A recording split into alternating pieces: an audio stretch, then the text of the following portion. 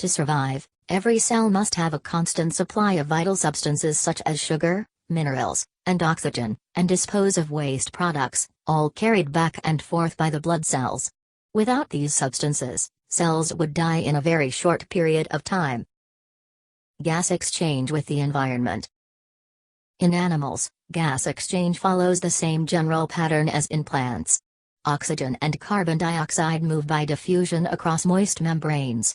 In simple animals, the exchange occurs directly with the environment.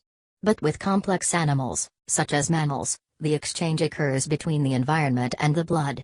Circulation, the internal transport system. Circulation, the internal transport system. There are two types of circulatory systems found in animals: open and closed circulatory systems.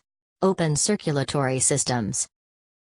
Open circulatory systems. In an open circulatory system, blood vessels transport all fluids into a cavity. When the animal moves, the blood inside the cavity moves freely around the body in all directions. The blood bathes the organs directly, thus supplying oxygen and removing waste from the organs.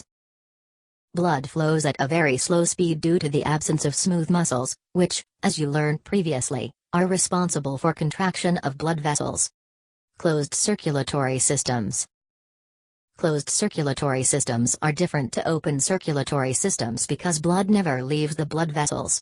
Instead, it is transferred from one blood vessel to another continuously without entering a cavity.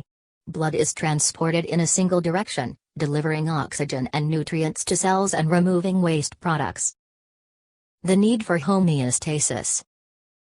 In order to remember the definition of homeostasis, it is useful to memorize the mnemonic MACI, the maintenance of a constant internal environment.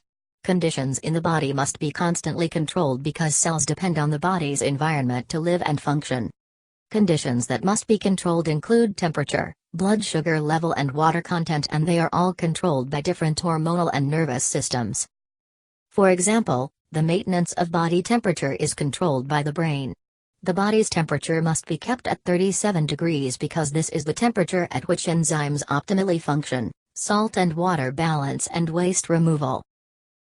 The mechanisms of detoxification that animals use are related to their modes of life.